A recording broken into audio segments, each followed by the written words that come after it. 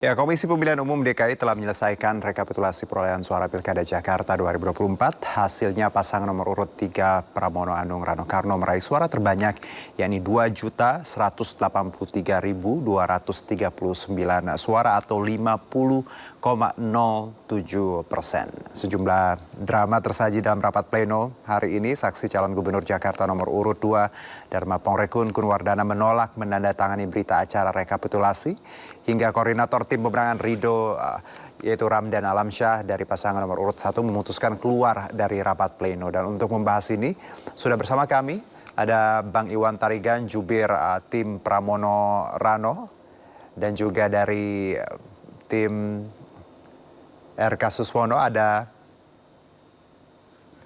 Bang Ramdan. Oke. Siap. Yes, halo Bang Ramdan. Dan juga ada Bang Iqbal Holidin, ya, peneliti Perludem. Baik, terima kasih semuanya sudah bergabung bersama kami. Saya langsung ke Bang Ramdan dulu deh. Bang Ramdan, tadi kita melihat bagaimana rekapitulasi berjalan dan Anda juga tadi walk out. Kenapa alasannya dan ada apa Bang? Apa yang ingin Anda sampaikan? Oke, baik, begini. Ketika kami menilai bahwa ada sesuatu yang memang harus diselesaikan terlebih dahulu, ya, yakni mengenai laporan-laporan kami, boleh dikatakan sampai detik ini tidak ada berkelanjutan, ya, tidak ada tanggapan secara tertulis hasil daripada pelaporan. Kami melaporkan lebih dari 180 terkait permasalahan tidak tersampaikannya C6. Berdasarkan datanya KPU sendiri, ini yang perlu kita lihat, ya, bahwa KPU menyadari betul adanya tidak distribusi kurang lebih 800.000. 800.000 itu banyak, Pak. Dengan berbagai macam alasan, ada yang pindah, ada yang meninggal dan sebagainya. Artinya apa? Kami sejak awal sebelum terjadinya rekapitulasi ini sudah melaporkan itu. Bahkan lebih dari 10 hari.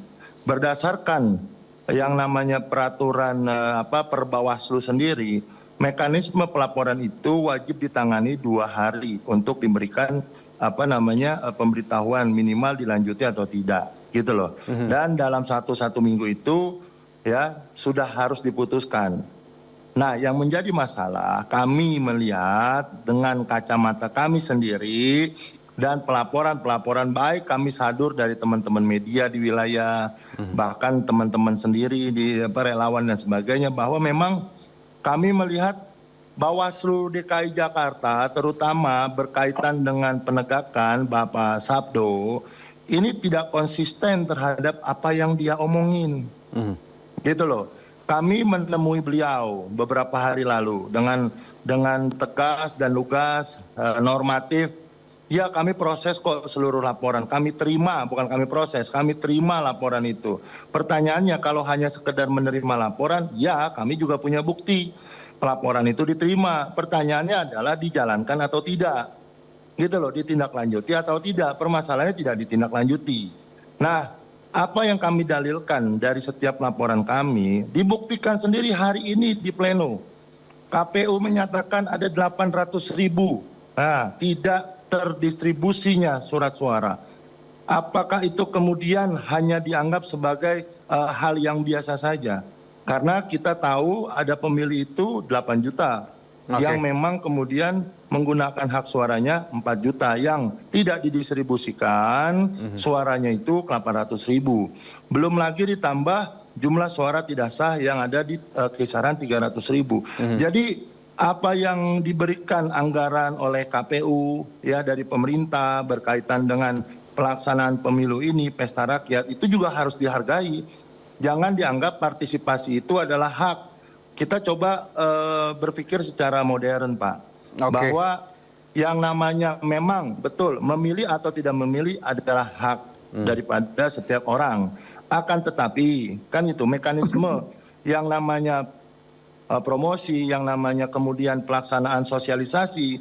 Ini KPU ini hanya mensosialisasikan orang-orang tertentu yang adanya hanya di hotel bintang 5, bahkan hotel-hotel mewah, tapi tidak turun ke bawah untuk mensosialisasikan pentingnya demokrasi itu berjalan. Bang Ramdan, Gitu kita loh. dapat poinnya tadi ya, ada terkait laporan C6, distribusi yang Anda nilai tadi 800.000 tidak terdistribusi, plus juga suara yang tidak sah, akhirnya mencederai proses tadi yang tentunya hasil ini yang juga Anda kritisi. Nah kalau saya ke Bang Iwan, tentunya Anda dan tim juga menyambut baik bagaimana sebenarnya hasil hari ini. Tapi di satu sisi bagaimana ada kritikan ya, ada juga penolakan dari beberapa paslon. Bagaimana Pramono Ranu menanggapi ini? Ya, terima kasih Mas Juno. Ya. Jadi kita kalau untuk perbaikan KPU tentunya pasti kita dorong. Tapi bagaimana juga kan kita harus ilmiah. Dari pemilu ke pemilu itu memang 90% itu untuk pemberitahuan. Saya sampaikan lagi kepada Bang Ramdan, itu bukan undangan tetapi pemberitahuan. Jadi sebenarnya C6 itu tidak diterima oleh masyarakat pun, dia bisa datang ke TPS dengan menggunakan KTP dan itu menurut data KPU sudah 90% didistribusikan dan itu dari tahun ke tahun itu mirip, sama saja itu. 90% itu pasti terdistribusi, 10% itu pasti ada post majornya ya, mungkin ada yang meninggal, pindah, macam-macam ya. Apa tidak di rumah kosong, macam-macam. Itu teknisnya biasanya. Tetapi yang kita harus pahami untuk keikutsertaan yang tahun ini sedikit menurun dibandingin tahun-tahun berikutnya. Ini juga bukan dialami Jakarta saja, tetapi di semua daerah. Ya, baik itu Jakarta masih lumayan, Sumatera Utara itu cukup rendah juga. Itu tentunya nanti dari teman-teman Perludem ini ada di sini dan juga peneliti-peneliti juga nanti bisa memberikan masukan untuk pilkada berikutnya. Bagaimana supaya tingkat partisipasi ini diperbanyak. Karena apa? Bagaimana juga kan tugas KPU ya itu bagaimana supaya semakin banyak masyarakat ikut di pilkada. Tetapi jumlah ikut sertanya masyarakat itu tidak menentukan keabsahan siapa pemenangnya. Kalaupun tadi 30%, tidak ada 50% pun, itu tetap sah-sah saja. Ya, karena memang menurut undang-undang begitu. Ya, jadi itu yang perlu kita pahami. Kalau memang teman-teman merasa keberatan dan ingin melaporkan ke DKPP, Bawaslu dan KPU, ya silahkan saja.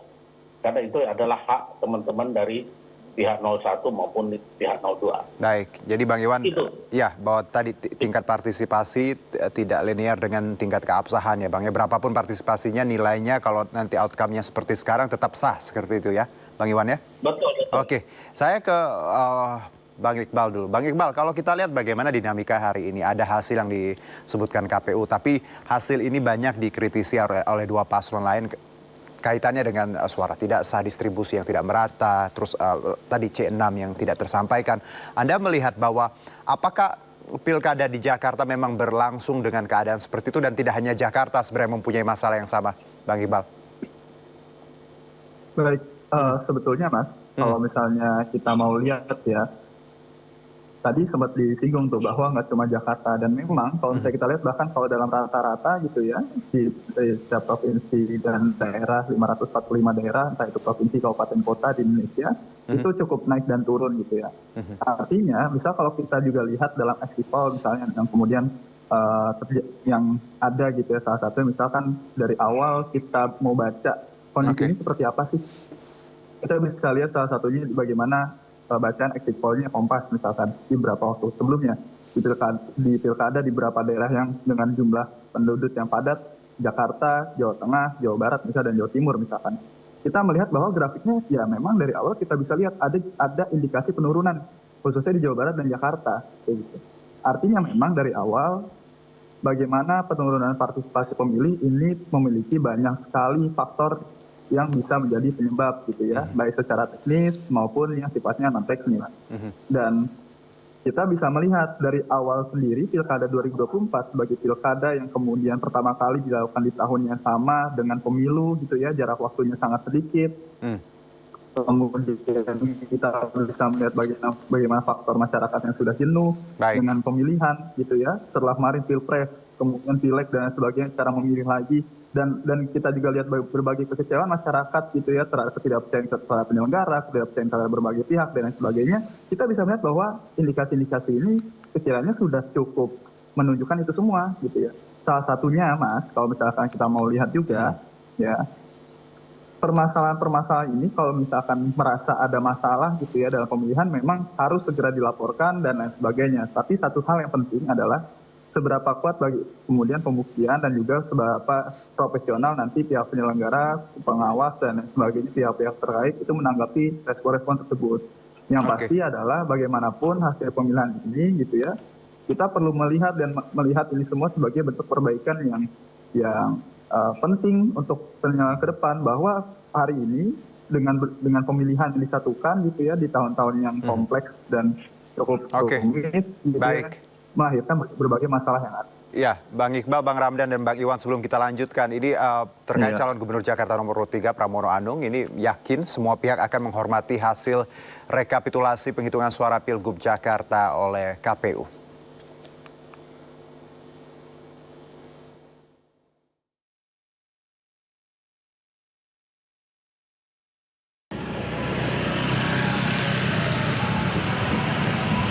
Pramono mengatakan mekanisme rekapitulasi suara di Pilkada Jakarta 2024 sudah digelar secara terbuka. Ia pun memuji proses penghitungan suara yang dinilai terbuka, termasuk keleluasaan masyarakat dalam mengakses data KPU.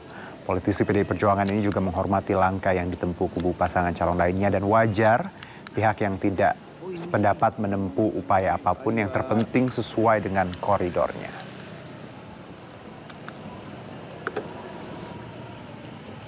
Ya, Indonesia atau kita adalah negara demokrasi. Kalau memang masih ada pandangan-pandangan yang berbeda, silakan. Karena ini kan negara demokrasi dan saya tentunya memberikan penghormatan dan apresiasi apapun yang dilakukan untuk memperjelas dari proses pemilihan gubernur di Jakarta ini. Karena bagi saya pribadi, pemilihan gubernur Jakarta ini tentunya diharapkan bisa menjadi role model bagi daerah-daerah lain karena dilakukan secara riang gembira, transparan, terbuka, dan baru pertama kali inilah pemilihan gubernur di Jakarta. Sementara itu tim sukses dan advokasi Ridwan Kamil Suswono akan mengajukan gugatan ke MK terkait kecurangan yang terjadi di Pilkada Jakarta 2024. Bukti-bukti terkait kecurangan sudah disiapkan oleh tim advokasi pemenangan tim SES 01 yang diduga dilakukan secara terstruktur dan masif. Salah satunya terjadi di TPS 28 Pindang Ranti, Jakarta Timur. Tindakan ini dilakukan tim advokasi RK Suswono berdasarkan hasil penelitian dan pengecekan tim di lapangan.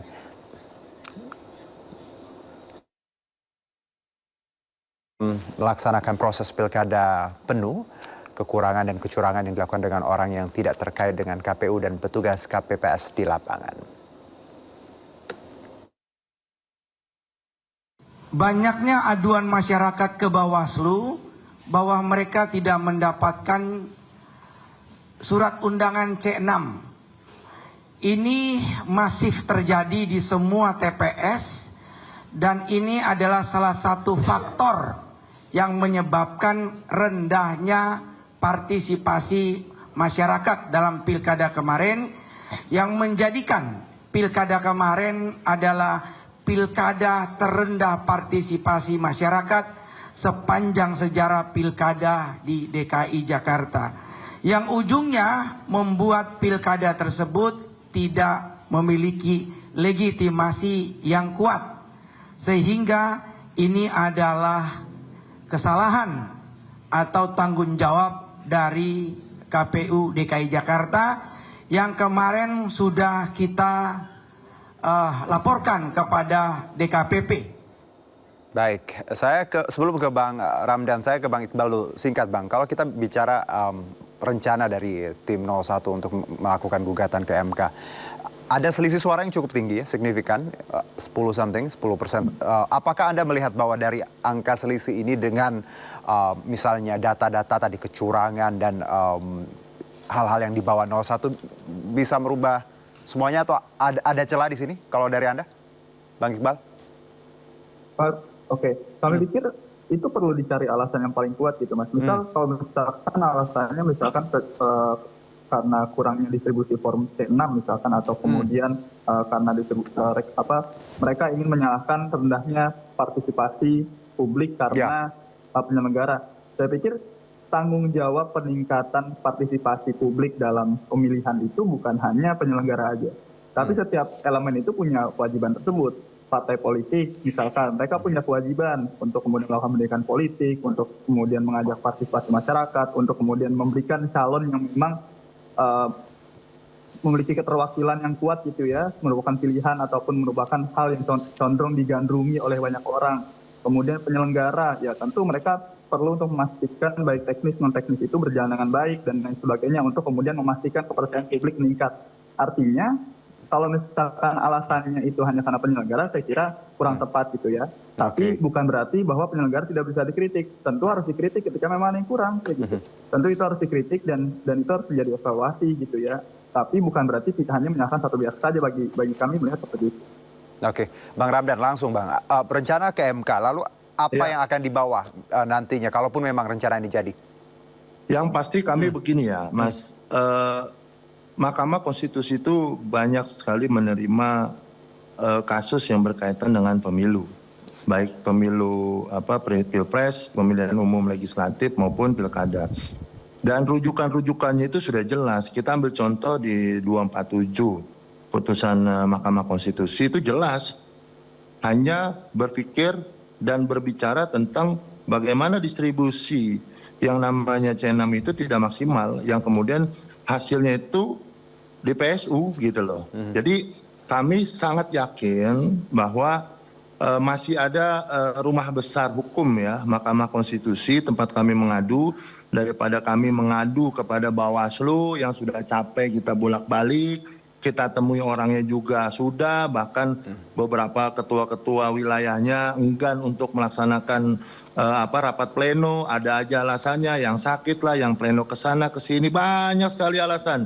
Dan mereka itu tahu ketika sebuah laporan itu hanya bisa dibatasi waktu sekian hari, dan mereka itu sengaja, ya kan, oknum-oknum ini membuang waktu gitu loh. Dan inilah yang dipertunjukkan, kecuali kami ini, kita ini bukan orang hukum, nggak ngerti hukum kan gitu, nggak ngerti tata birokrasi, maka itu silakan saja dilakukan untuk orang awam. Akan tetapi apa yang mereka lakukan itu bagian dari gerakan tersistem, ya kan, sistematis, kemudian masif, bahwa TSM ini dari kacamata hukum kami sudah sangat jelas terjadi gitu loh. Tadi dikatakan, oh bisa kok menggunakan KTP. Coba, ini kan teman-teman ada di sini pengamat atau pemantau pemilu dan sebagainya. Lihat mereka, apakah mereka banyak? Hanya 16.000 manusia di seluruh DKI yang hanya menggunakan KTP. Artinya apa? Anggaran hampir 1 triliun yang diberikan oleh pemerintah kepada KPU, termasuk untuk sosialisasi, itu tidak maksimal pada akhirnya. Oleh karena itu kami meminta dan menuntut bahwa demokrasi ini harus kita jaga, Mas. Jadi tidak hanya sekedar bicara pesertanya dikit, kemudian yang lain-lain tidak penting gitu loh. Baik, buat kami adalah bagaimana demokrasi ini berjalan dengan semestinya. Pemerintah sudah melakukan upaya-upaya memberikan pendanaan kepada KPU sebagai penyelenggara, dan Bawaslu sebagai sebagai polisinya pemilu, ya silakan gitu loh. Dan di sini kan dipertontonkan bahwa demokrasi itu semau-maunya diterapkan gitu loh Pak. Kita dapat poinnya. Saya langsung ke Bang Iwan. Bang Iwan, silakan Anda menanggapi sekaligus closing statement, silakan. Iya, kalau keberatannya Mas Ramdan itu ya wajar-wajar saja ya. Tetapi kita harus lihat datanya. KPU itu sudah menyampaikan 90%. Ya, jadi kalau dilihat jumlahnya memang besar. Ya, tadi ada sekitar berapa? 800 ya. Tetapi kalau lihat persentasinya itu sudah 90%. Saya rasa Mas Ramdan saja jadi KPU mungkin hanya nyampainya 90% juga, nggak mungkin 100. Ya, nah kalau memang tingkat partisipasi tadi kenapa rendah, ini perlu dicari tahu. Jangan menyalahkan KPU saja ya, tetapi kita perlu cari tahu, perlu cari tahu. Tetapi kita juga harus paham kekecewaan masyarakat itu terhadap Kimples yang memboikot demokrasi itu juga menyakitkan masyarakat. Itu harus dipahami. Baik, Bang Iwan. Oke. Kimples ini memboikot dan membuat beberapa daerah gini ya Mas, untuk masalah itu, jadi itu jangan menyalahkan KPU saja, tetapi coba ambil baik, Bang Iwan. Seperti itu. Baik. Ya, jadi itu juga adalah salah satu yang membuat masyarakat banyak enggan datang ke TPS. Jadi ini yang perlu dipahamin. Kalau kami yang dari satu partai ini, Bang Iwan. ini kan satu partai saja melawan 12 partai. Jadi kami menggerakkan, masa kami itu sudah maksimal. Apakah yang 14 partai ini sudah digerakkan masanya belum ke Bang TPS? Iwan, terima kasih. Jadi itu harus dipahami. Kita dapat Ya, Mas poinnya. Ramdan, ya. Baik. Bang Ramdan, singkat saja Bang, dikit saja Bang, silakan. begini, buat kami silakanlah kalian mau berdalil apapun, pada prinsipnya kami hanya menjalankan koridor hukum yang memang diberikan oleh undang-undang. Kami melaksanakan itu, Mahkamah Konstitusi nanti bisa memutuskan apakah memang akan adanya pemilihan umum secara ulang di Jakarta, karena memang carut-marut demikian. Dan silakan saja berargumentasi apapun, mau membahas Kimples dan sebagainya, bahwa hak kami akan kami tegakkan, dan kami meyakini bahwa Rumah Besar Hukum Mahkamah Konstitusi akan memberikan yang terbaik ketimbang kita melapor sekali lagi ke Bawaslu dan KPU yang selama ini cuci tangan. Terima kasih. Oke, terima kasih Bang Ramdan, Bang Iwan, juga Bang Iqbal ya. Sehat-sehat untuk kita semua prosesnya. Insya Allah, insya Allah. Ya, kita hasilnya ada. Kalau yang merasa mengganjal silakan gunakan jalurnya karena ini negara demokrasi. Sekali lagi, terima kasih untuk semuanya. Sehat-sehat Bang. Amin, thank you.